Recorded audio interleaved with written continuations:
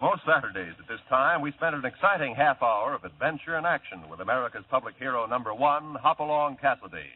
Well, even two-fisted cowboys take summer vacations when they can, and Hoppy is no exception. Hopalong and Topper will be back with us riding the CBS air trails again 9 weeks from tonight, September 22nd. Get this and get it straight. Crime is a sucker's road, and those who travel it wind up in the gut of the prison of the grave. There's no other end, but they never learn. From the pen of Raymond Chandler, outstanding author of crime fiction, comes his most famous character in The Adventures of Philip Marlowe.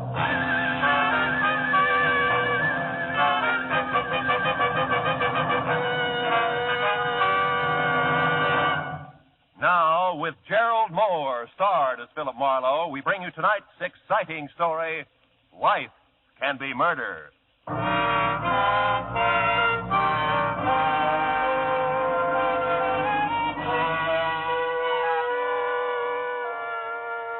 sign in the half-light above the entrance reads, Bells Trifle Inn.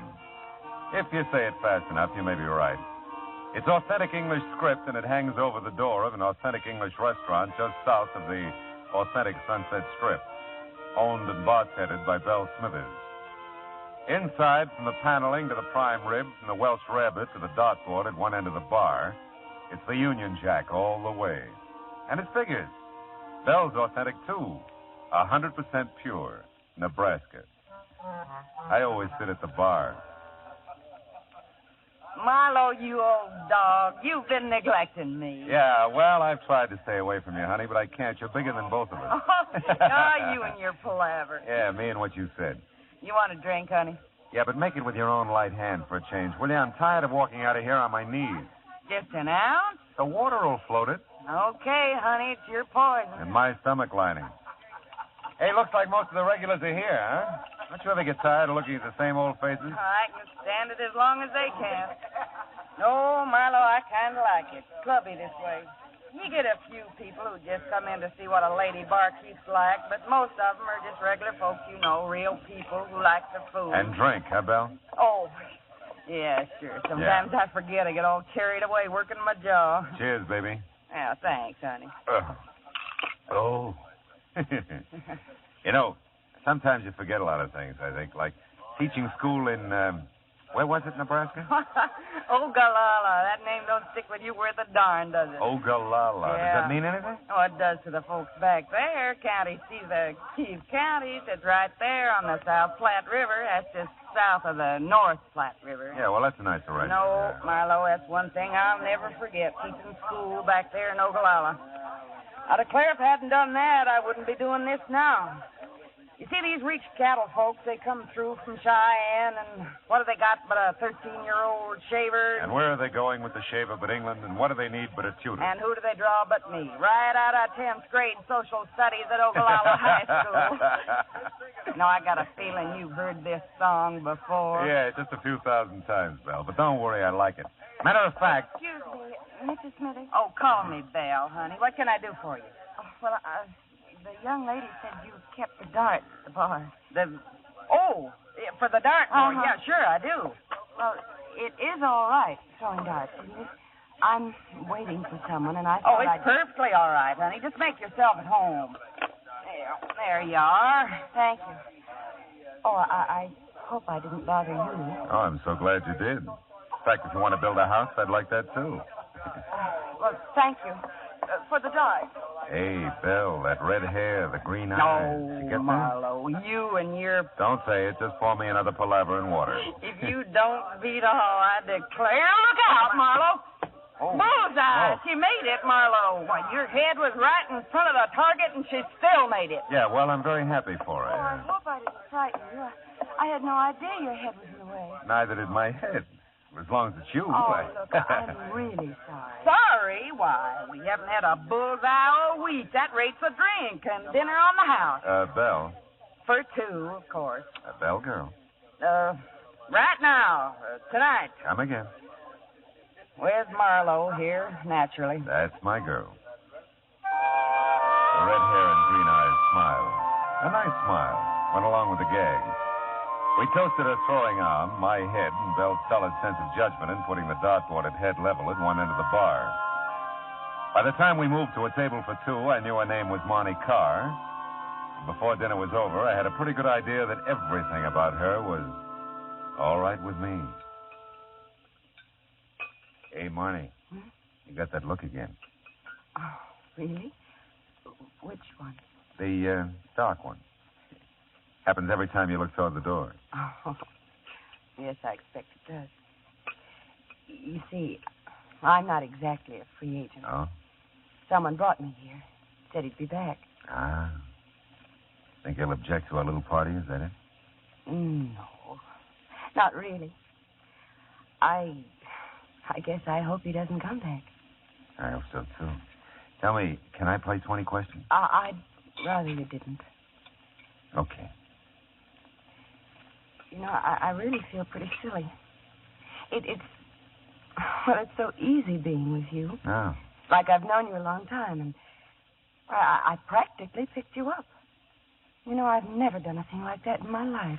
Yeah, well, Belle picked us both up. I wouldn't worry about it. I don't think you even heard me. It's very important to me that you know I've never picked anyone up. Sure. I believe you. You know what I mean, then? Mm-hmm. It's like I'm doing something wrong and I should feel guilty about it. But I don't. Oh, dear. I'm not making any sense at all, am I? Look, why don't you just forget about it, huh? You said you felt easy with me. That's enough, isn't it? Yes, that's enough. Well, I guess I really think I should go now. Oh, Belle will never forgive you for not finishing the trifle. There's house specialty, you know. Well, maybe I'll come back sometime. I'll eat a double order. Ah. Will you let me take you home? Oh, I don't know. It'll be all right, Marnie. Very all right. Well... Can I take you home? Yes. Yes, you can. Good girl. We'll stop by the bar and slip Belle the grip, and then we'll be on our way, huh? Yes, I do want to thank her. Who should they draw but me, right out of 10th grade social studies at Ogallala High School? Yeah, you told me, Belle. Great story. You ought to change it a little, Belle, just for listener interest. Hiya, Matthews. Oh, hello, Phil. What brings you up? Miss Carr, Lieutenant Matthews. How do you do? Carr. Great dinner, Belle. Dinner bell. Oh, I lost my head. Honestly, Marlow, I declare you say the darndest thing. Yeah, I'm a regular yeah. It was a very nice dinner, Belle. Thank you. My pleasure, honey. You come again. She will. Night off, Matthews? Yeah, so far. Hey, you two have a drink with Well, I me? think the young lady's anxious to go home. Oh, I'm afraid I'm taking Phil out of his way, Lieutenant, but Bedford Drive isn't too far. Maybe he could Now, go wait a back minute. I'll make my own arrangements. I know some lovely folks on Bedford. The Dickinson, 600 block. Do you know them? No, I don't. I'm north of there at 2470. Oh. Yeah, well, we'll see you, huh? Night, Belle, Matthews. Good night. It's nice to meet you both. Yeah, good night.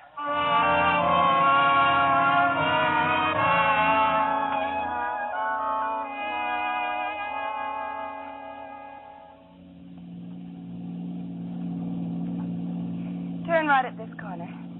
It's the last house on the Oh. Say, Marnie, can we do this again? Oh, I don't know, Phil. Are you usually at Bell's in case I get the urge to throw darts again? Yeah, well, I also have a home, and I'll get a dartboard.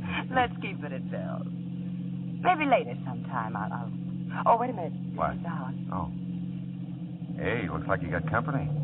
Car in the driveway. Yes, I see it. I wonder... The guy who was supposed to come back and didn't? I'll say goodnight here, Phil.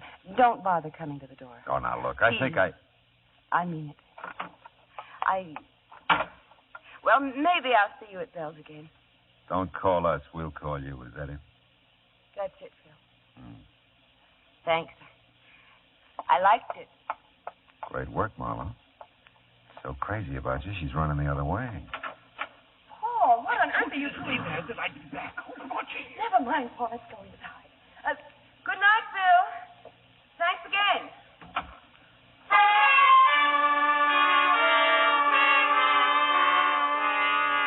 It wasn't ideal the way the evening ended. Not the way I'd planned it, but then how could you plan an evening like that? Girl meets dart, girl throws dart, girl meets boy. Didn't make much sense, but it didn't have to. It was a nice evening. Short, but nice. Monty Carr was a nice girl. And I decided to leave it at that. Nice girl. It was straight up 11 o'clock when I got home. I thought about the red hair and the green eyes for several pleasant minutes, and then I went to bed, to sleep. Perchance to dream. Oh, well.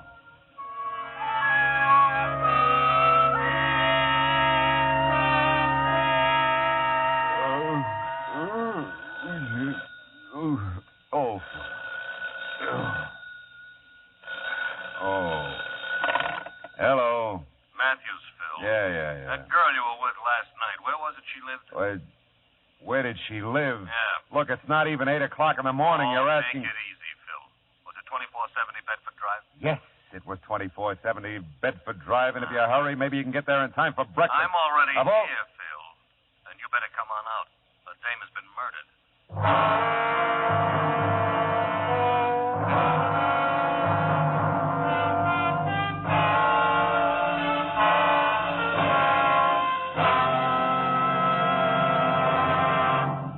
In just a moment, we will return to the second act of Philip Marlowe. But first, so you think this old world of ours is fresh out of miracles? Maybe you sort of long for the days of the Arabian Nights or folks of fable who possessed those magic wands, lamps, rings, talismans that all produced wonders? Well, if you do, you'll find CBS's Mr. Aladdin a refreshing gent to meet. He gets the name Mr. Aladdin from the fact that his exciting adventures have the atmosphere of miracles about them. Listen for him later this evening on most of these same CBS stations. And now with our star, Gerald Moore, the second act of Philip Marlowe, and tonight's story, Life Can Be Murder.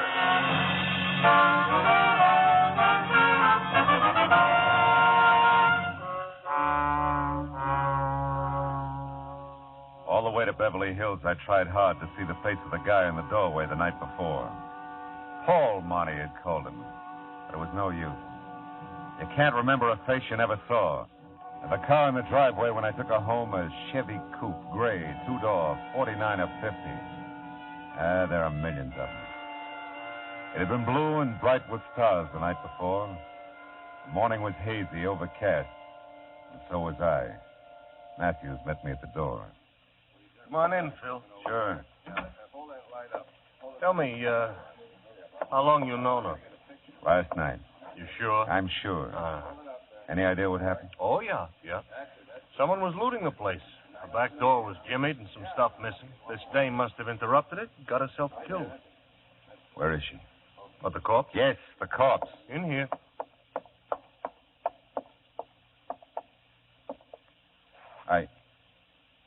Hey, that's not Marnie. Did I say it was? Oh, no, but I thought that... Never mind, do you know who this is? Yeah. Ann Harkness, according to identification on her purse. Oh? She's from New York. Taxi driver brought her here about 11 last night from the airport, and the coroner says she must have been shot shortly after that. Uh-huh. Did you bring your girlfriend straight here from Bell's? Yeah. Well, that's new for you. All right, huh? That would put her here by 10:30 easy. So? So the taxi driver says a red-headed gal answered the door and let the Harkness woman in. That doesn't prove a thing. No, it doesn't. I'd like to talk to her, though, Phil. You know where she lives? Well, she lives here, doesn't she? No. House belongs to Mr. and Mrs. Orville Edwards. They're out of town. They got called to Chicago yesterday with a death in the family. Oh? And the neighbors don't know anything about this Miss Carr, was it? Yeah, Marnie Carr. Yeah. Well, I got a call into Chicago for the Edwardses. They ought to clear it up. Mm-hmm. Got something here, Lieutenant. Oh, hello, Mr. Marlowe. Hiya, Mooney. Yeah, what do you got, Sergeant? Well, this address book. Phone numbers from the phone desk in the hall. Nobody named Carr listed, though. Okay. This note might be something from the big bedroom upstairs, front of the house. All right, let's see. It's signed Marnie, Phil. It is? Yeah. Let me have a look. Yeah. Dear Mrs. Edwards, thanks for the lovely remembrance. You're very thoughtful. I'll tell Miss Harkness to make herself at home. Yeah, whatever that means. I'll keep looking around, Lieutenant. Do that, Mooney, huh? Well, as soon as the Chicago call comes through, we'll get our hooks into something. Look, Matthews, you mind if I look around? No, help yourself. You got any ideas? Yeah. I don't think Monty had anything to do with it, and I don't know where she lives. Okay. Okay, Phil. Only leave the note with me, huh? I looked around and tried to figure things that didn't figure. Marnie didn't live here, but she knew the Edwards. That is, she knew Mrs. Edwards, and she addressed her as Mrs. Edwards and signed herself Marnie. Maid, maybe, huh? Paul could have been anybody. And I wanted to find Marnie before I took up the matter of Paul with Matthews. Upstairs, by the phone in the master bedroom, I found something Sergeant Mooney had overlooked. Another address book, smaller, with phone numbers. I flipped through it. There was nothing under C for car, but under M for Money, there was a Crestview number, but no address. I decided to take the book with me. Oh, you still here, Phil? Yeah, just leaving. Oh, look, hey. What? About that car girl. Yeah? She may be the sweetest kid in town, and she may be a killer. You never know. Thanks for the tip. And, I didn't call you to get in my way, Phil. If I find her, I'll tell you. Fair enough? Yeah, fair enough. Just don't get lost finding her. It was kind of a break. Head start, at least. I had a phone number for Marnie that Matthews didn't have, and I wasn't for her against him. He knew that. I just couldn't think murder and Marnie in the same thought. Until I could, I'd string with her if I could find her. The morning haze was lifting somewhat as I stopped at a gas station on the strip and used the payphone.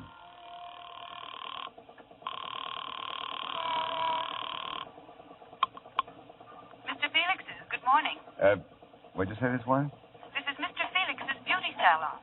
Oh. Oh, is Marnie there, please? I'm sorry. Miss Marnie's not in today. Can someone else help you? Oh, no, Look, would you be kind enough to give me a home phone? I'm sorry, sir. We're not allowed to give out phone numbers. Oh, but I'm an old... It doesn't matter who you are. I can't give you her number. Okay, thanks.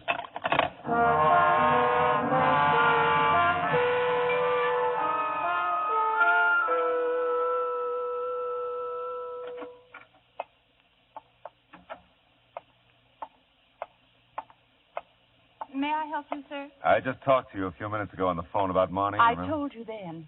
I tell you now, we are not permitted to give out numbers. How did you find us? Well, Mr. Felix is in the book and Marnie's not. Look, really, this is important. I'm doing this for her. I've given Mr. Felix my word, and I've never broken it. Yeah, well, I don't doubt it. Oh, Marnie's friend here. You know the special one? She keeps talking about her all the time. Isn't it strange? I can't remember her name. Peg? Yes, Peg. Sure, that's the one. Can I talk to her? Well, Oh, all right. Oh. 36. Desk, please. 36, please. Thank you. I hope this never gets back to Mr. Felix. I can't imagine what he'd think. Oh, I can't either, but don't worry. My lips are sealed. You blasphemy, Liz? Oh, yes, 36. Peg, this gentleman. Over here, Peggy. It's about Marnie. Yeah? What about mine? Well, I don't have a home phone or her address. She wouldn't give it to you, huh?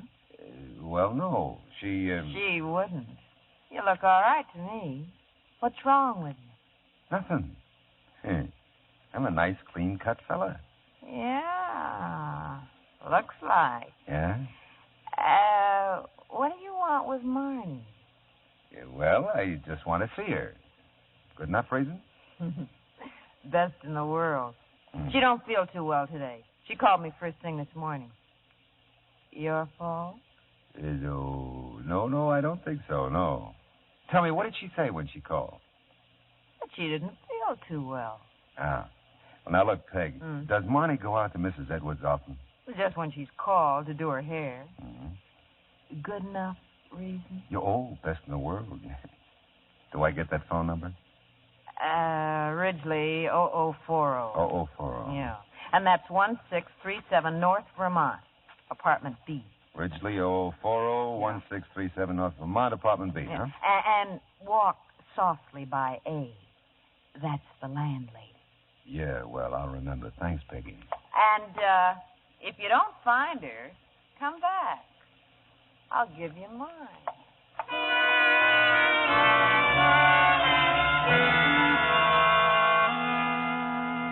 Peg was something of a prophet, among other things.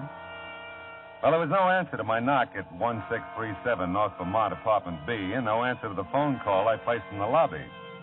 So I quit walking softly by Apartment A, knocked there, and the doorway was suddenly filled with a solid block of granite. Yes, I'm a landlady, but if she don't answer the door, it makes sense to me. She ain't in. Well, have you seen her this morning? Ain't seen her since she went to work yesterday morning. Ain't seen him either. Her husband? Husband? Young man. Even if I knew, I wouldn't tell you.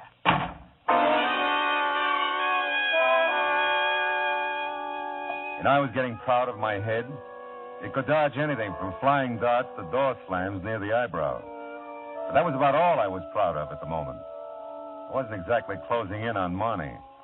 The landlady's snort didn't give me much of a line on Paul, if that's who she was exhaling about.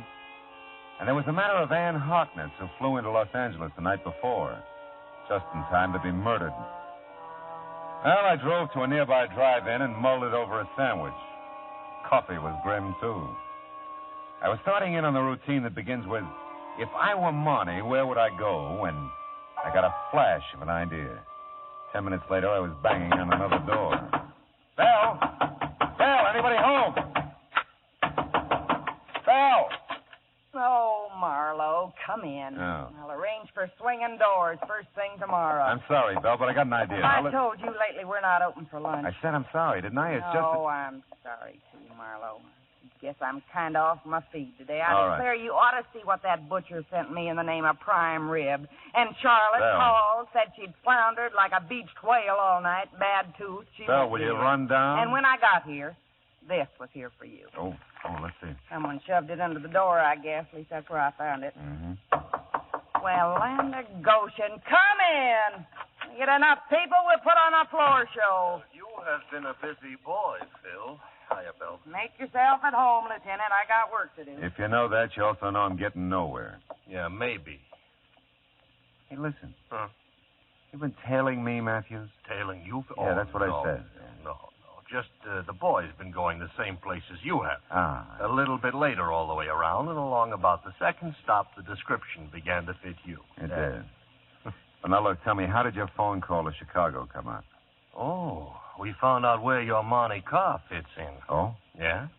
That Harkness dame was a friend from New York who came to call on the Edwardses. Uh-huh. And they tried to intercept her when they got the call about that family death in Chicago. Mm-hmm. Only they couldn't reach her. Now, your Marnie told Mrs. Edwards she'd stick around the house and wait for the Harkness dame. Is that all? Well, they described some of the stuff that might be missing. We checked, and it is. It is, huh? Yeah. Tell me, how do you figure Marnie by now? How can I figure her, Phil? She's missing. Yeah. Yeah. She is missing, isn't she, Phil? I said if I found her, I'd tell you. You remember? Oh, yes. I remember, Phil. I just want to make sure you do.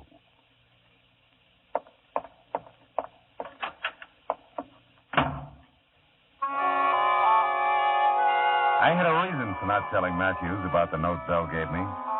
It was signed Marnie, all right, but it wasn't the same handwriting I'd seen in the note she left for Mrs. Edwards.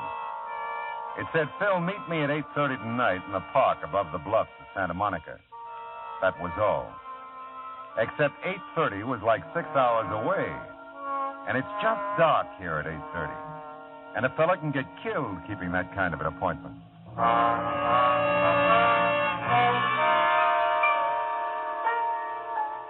Did you ever wait 6 hours for something to happen? Oh, it's no fun. Neither is the thought that maybe something final has happened to a pretty nice person. I was almost sure now that Paul was my boy, but almost wasn't close enough. And I had to find Marnie, if she could be found. Well, I got to the park above the Santa Monica Bluffs about 15 minutes early. Left my car a block or so away. And all the way to the park, I watched for a gray Chevy Coupe, 49 or 50. When you look for them, they're hard to see. And then I saw it. Parking half a block down, a guy got out and headed into the park. I let him go, got to his car about the time he reached the bluffs. I don't know what I thought I'd find, but not in my wildest dreams did I expect what I found. 3 minutes later, I was foot to floorboarding it up the coast highway toward Malibu. The Seaway Motel, 21245 Malibu Road. That's the way the parking ticket I lifted from under the windshield wiper on the Chevy read. And that was good enough for me. I hit 2 wrong doors before I found the one I wanted, and I had to spring the lock. Monty. Plays rough, doesn't he? Here, I'll untie your wrists. He knows he can get away with it. Phil, I've been such an idiot. You love him a lot, huh? Who doesn't love their own kid brother? Paul is your kid brother? Yeah, all mine. Write it down somewhere, Phil. Big sisters don't make good mothers. Take it easy, honey. You're okay now. Sure, I'm fine. First I catch Paul stealing from the Edwards. Then I stand there like a zombie and watch him shoot down a woman he'd never seen before. Take it easy, honey. Oh, Phil, I'm sorry I didn't want to drag you into this. He asked me who you were when you brought me to the Edwards last night. I'd never heard of you, but Paul had. And... Wait a minute. That's probably him now. Be careful, Phil. He's crazy. I'll be ready for him. Right behind the door. Your bright boyfriend stood me up. We got to get out of here. Oh, Hey, what is this? You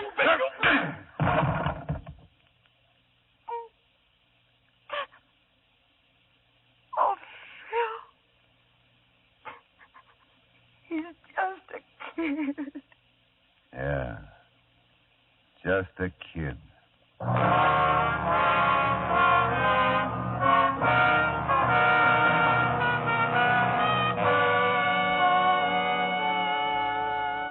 I called Matthews and wound it up. Everything checked, everything balanced. Paul cried like the baby he was and blabbed his head off when he came to. Monty just cried. Funny how many people dispose of anything from mayhem to murder with the phrase, he's just a kid. I bet someone said that about Capone, Dillinger, and Pretty Boy Floyd. Now take Marnie. She's... what a kid.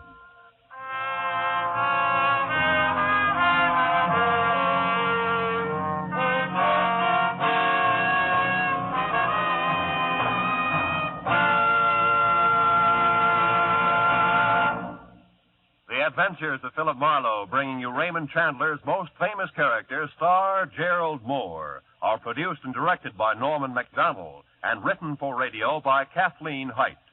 Featured in the cast were Virginia Gregg and Joan Banks, with Paul Dubov, Jim Nusser, June Whitley, Shirley Mitchell, and Marjorie Bennett.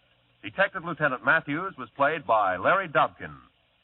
Gerald Moore may soon be seen in the Santana production, Sirocco. The special music is composed by Pierre Garrigank and conducted by Wilbur Hatch.